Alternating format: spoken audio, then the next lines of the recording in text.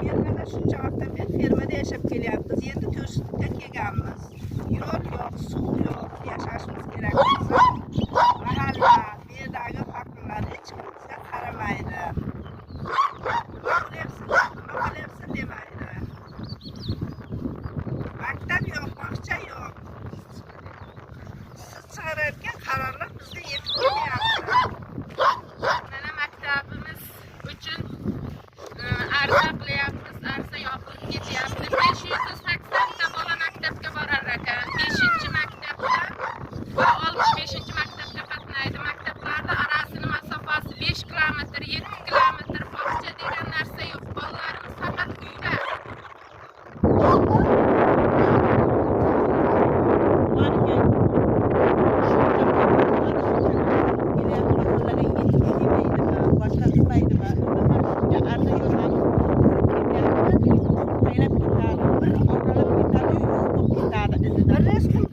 Qaytib yana tushmadi, qaytib kelmayapti. Nima qilish kerak endi? Produktlarni tashlab inimizga ko'tarib chiqsak, araba olib kel deb tursak, birovni araba jo'nat desak, zab yashashimiz kerakmi? O'lishimiz kerakmi? Suv kerak deganiga necha yil bo'lib ketdi mana. Suv ham yo'q, maktab yo'q, bog'cha yo'q. Uzoq juda yaqin yoshlarga. Artizan suvlarimiz qozilib chiqdi. 3 oy faqat oyga qarab olib yotdi. Mana turqalar zanglab yotibdi. Umuman natija yo'q. Biz nahotki sizlar turib shuncha qiynalib yashasak, shuncha prezident bobomiz shuncha sharoitlar yaratib beryapti.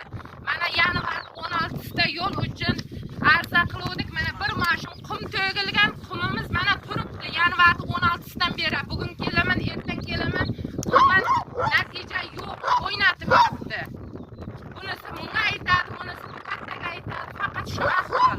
Sizlar turib biz shunchaki qiynalib yashamaymiz. Prezident bobomiz shuncha sharoit yaratib beryaptilar.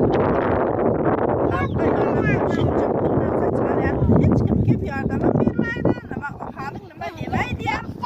Chiqarmadi o'ziga javob. Yeb yotganini bilmaymiz. Endi bizga qarang endi.